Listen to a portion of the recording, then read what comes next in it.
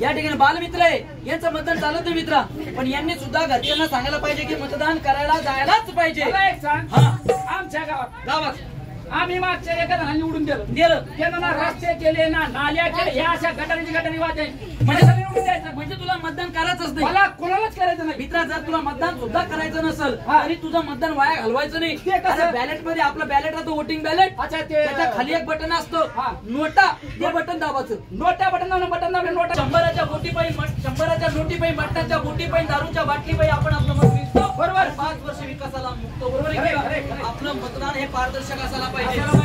मित्रा मी काय म्हणतो, चल चल चल दादा चल ग ताई मतदानाला.